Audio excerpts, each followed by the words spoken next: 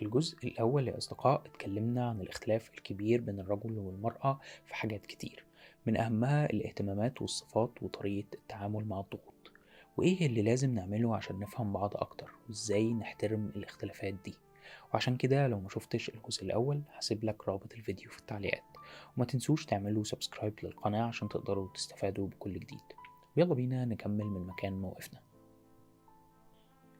ومن هنا بيتكلم الكتاب في نقطة تحفيز شريكك من الجنس الآخر، لأن الرجالة يا أصدقاء بتتحفز لما بتحس إن في حد محتاج ليهم، ولما بيحس الراجل في العلاقة إنك مش محتاجاله بيتحول بالتدريج يبقى سلبي وأقل نشاط. ومع مرور الأيام بتقل الحاجات اللي بيقدمها لشريكة حياته. وعلى النقيض، لما بيلاقي الراجل إنه مشبع لاحتياجات شريكته وإنها مقدرة مجهوداته هتلاقيه دايما مقدم أكتر على العطاء. ومن الناحية التانية فالنساء بيتحفزوا لما بيحسوا إنهم معززين في العلاقة، ولما بيحسوا بالرعاية والاحترام الكفيل. وعشان كده هتلاقيها دايما منهكة من البذل الزائد والعطاء. الرجالة يا صديقتي عاملة زي الحزام المطاطي، كل ما يتسحبوا أكتر كل ما يدوا أكتر.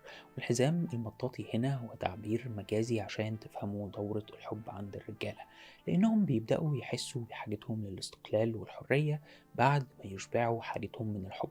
وعشان كده أول ما يبدأ الراجل في الانسحاب المؤقت بتبدأ المرأة في الذعر.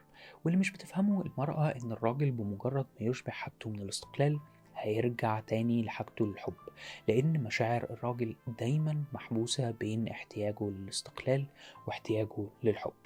بس النقطة المهمة في اللي أنا بقوله مش بس إن المرأة تفهم طبيعة الرجالة في الموضوع ده، ولكن إن الرجالة نفسهم يفهموا دورة المحبة الذكورية دي. لأن لو جينا للرجالة في الموضوع ده هنلاقيهم مقسومين لقسمين. قسم منهم بيتغلب عليه العاطفة والحساسية، لأنه مش بيعرف إزاي ينسحب، وبيلوم نفسه إنه يسيب شريكته، بيحاول يكون ودود أكتر حتى لو مش قادر يعمل كده. والقسم التاني يا صديقي هو الشخص الصارم اللي ما عندوش أي مشكلة في الانسحاب، ولكنه بيشيل هم رجوعه وإزاي هيشرح انسحابه ده، وبيبقى فاكر إنه غير جدير بالحب. والحل الأنسب في النقطة دي إن الراجل ينسحب شوية صغيرين لما يحس إنه محتاج يخش في كهفه من غير ما يحس بالذنب، ولكن ما يطولش في الوقت ده. ولازم على المرأة إنها تراعي احتياجه للانسحاب ده، وما تحسش بالتجاهل أو إنها سبب في إنه بيبعد. أما بقى المرأة يا صديقي فهي عاملة زي الموجة، لما بتحس إنها محبوبة بيزيد تقديرها لنفسها وبيقل بعدها في حركة موجية، لأنها لما بتشعر بالرضا بتصل لأعلى مكانة في الحب. وبعد كده لما بيتبدل مزاجها بتنكسر موجتها بالتدريج لحد لما توصل لقاع، وبعدها نفس الكلام يا صديقي ويبتدي يتغير مزاجها تاني للأحسن. ولما موجة المرأة بتكون في ذروتها بتكون عندها كمية كبيرة جدا من الحب، وما بتكون موجتها في القاع بتبقى المرأة حاسة بفراغ داخلي وبتبقى محتاجة منك تغمرها بالحب. والحل الأمثل في الموقف ده إنك يا صديقي تسمع لها بكل عناية ودفء، وتكون بس موجود باهتمام في الوقت اللي موجتها بتنزل فيه. لأن المرأة يا صديقي وهي في موجتها للأسفل بتبقى آخر حاجة عايزة تسمعها هو إن الشخص يقول لها هي ليه المفروض ما تبقاش في الأسفل. عشان كده لازم إنك تتعاطف معاها حتى لو مش قادر تفهم ليه هي حاسة بالثقل ده. والخلاصة إن لما راجل وامرأة يقعوا في حب بعض بتبدأ هي بإشعاع الحب والإشباع، وبيتوقع الرجالة إن الإشعاع ده دايم، ولكن ده غير صحيح، لأن أصدقاء الرجالة والنساء ليهم إيقاعاتهم الخاصة. فهنلاقي النساء بيطلعوا وينزلوا في قدرتهم على الحب والعطاء زي الموجة، والناحية التانية الرجالة بيبعدوا ويقربوا زي الحزام المطاط. الرجالة والنساء عادة غير واعيين من اللي ليهم احتياجات عاطفية مختلفة، وعشان كده ما بيبقوش عارفين بالفطرة ازاي يدعموا بعض. وهنلاقي ان كل طرف منهم بيدي في العلاقة اللي بيحتاجه من شريكه، وعشان كده في الاخر بتبقى النتيجة عدم الرضا بين الطرفين.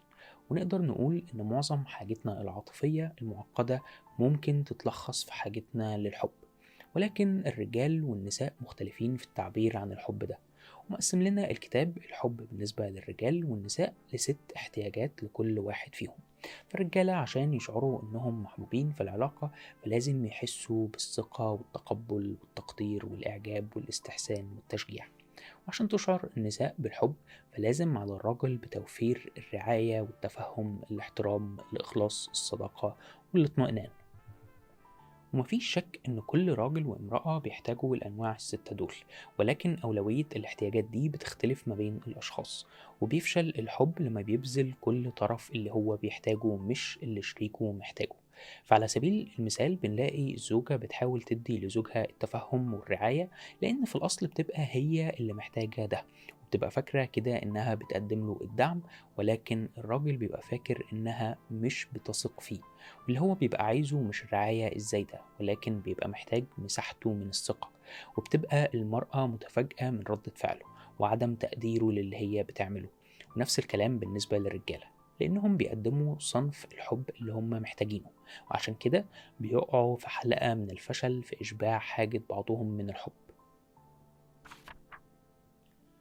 من أكتر التحديات صعوبة في الحب هي فهم الاختلافات والخلافات، لأن في الغالب يا صديقي لما بيختلف أي زوجين بتتحول المناقشات ما بينهم لمجادلات، ومن غير ما نحس بتتحول لمعركة بين الاتنين، لأن مع بداية المجادلة ما بين الطرفين بيبقى الحديث انتهى بشكل ودي، وبيبدأ حد فيهم بجرح التاني بشكل آلي، سواء كان باللوم أو بشكوى أو اتهام. عشان كده لازم يبقى عندكم قاعدة أساسية، وهي إنك اوعى تجادل، ولكن ناقش يا صديقي الحجج المؤيدة والحجج المناقضة، وتفاوض على كل اللي انت عايزه، ولكن اوعى تجادل. لأن أي زوجين هتلاقيهم بيتجادلوا طول الوقت هتلاقي حبهم بيقل تدريجيا، وهتلاقي جزء تاني من الأزواج بيكبت مشاعره وبيتجنبوا المناقشة مع بعضهم عشان ما يقتلوش الحب. ولكن برضو كبت المشاعر الحقيقية بيؤدي إنهم يخسروا مشاعرهم الودية برضو. وللأسف النوعين دول غلط، لأن النوع الأول بنلاقيه بيشن حرب معلنة، والنوع التاني بيشن حرب باردة. عشان كده يا صديقي لازم على الزوجين إنهم يوازنوا بين الطرفين دول، والحل إننا لازم نفتكر إننا من كوكبين مختلفين، ونحاول نطور مهارات الاتصال بينا عشان نقدر نتفادى الجدالات من غير ما نكبت مشاعرنا. ومن هنا الكتاب بيلفت نظرنا ل4 مفاهيم خاطئة بيلجأ لها الأزواج أثناء الجدال، لازم نخلي بالنا منها ونتجنبها في كل المشاكل. وهما كالآتي: أول حاجة القتال، والمقصود هنا يا صديقي هو إنك تتحول لموقف هجومي على طول مع بداية أي نقاش. وعادة التصرف ده بيبقى من أهل المريخ، لأنهم بيبدأوا بلوم شريكهم وانتقاده، ويحاولوا دايما يخلوه غلط. ولما بيتراجع شريكهم بيفتكروا إن هم انتصروا، ولكن للأسف بيبقوا خسروا. تاني حاجة يا أصدقاء وهي الهروب.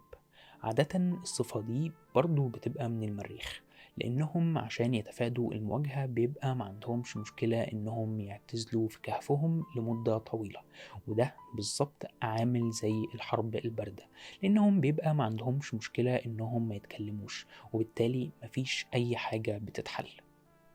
وتالت مفهوم وهو التظاهر، والصفة دي عادة بتيجي من النساء، وده عشان تتفادى الألم اللي بيجي من المواجهات، فبتتظاهر إنه مفيش أي مشكلة وإنه مفيش حاجة مضايقاها، ومع الوقت بتبقى متضايقة على طول، وده اللي هيخلي في الآخر مشاعر الحب عندها تنطفي.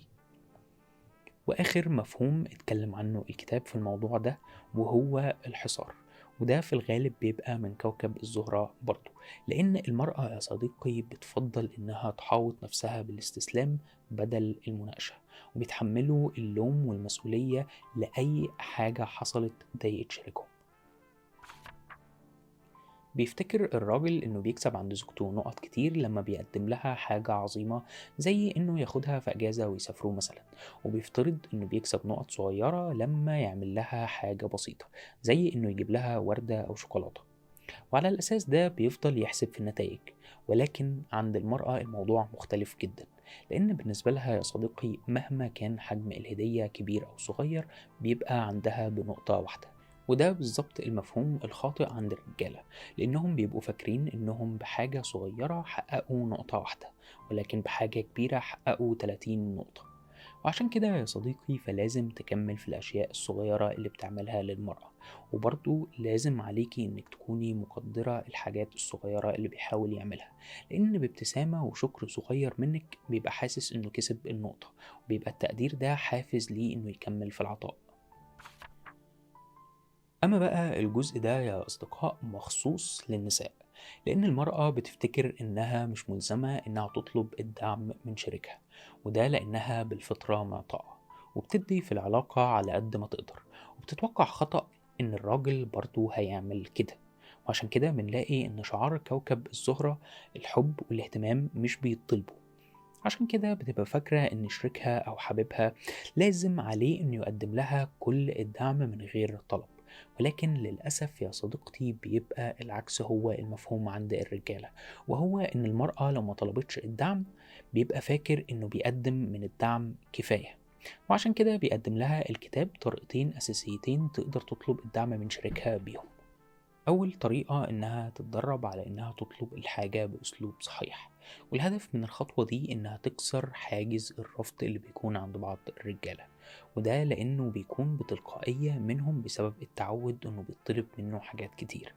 وعشان كده بينصح الكتاب إن المرأة تبتدي إنها تطلب من شريكها حاجات بسيطة عادية، زي إنه يشيلها شوية كراتين أو إنه يصلح حاجة بسيطة، وبعد كده تشكره شكر كويس. وبالطريقة دي هيبقى كل مرة مبسوط بتقديمه المساعدة، واللي بعدين هتخليه بشكل تلقائي يقدم الدعم ليكي.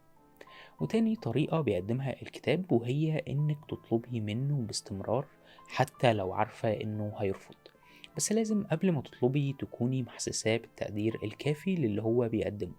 والغرض بقى من الخطوة دي إنك تخليه يدرك إنه ممكن يقول لأ، وبرضه هينول حبك في نفس الوقت، لأنه ببساطة لما بيحس إنه حر في قبوله ورفضه ده هيخليه قادر أكتر على العطاء.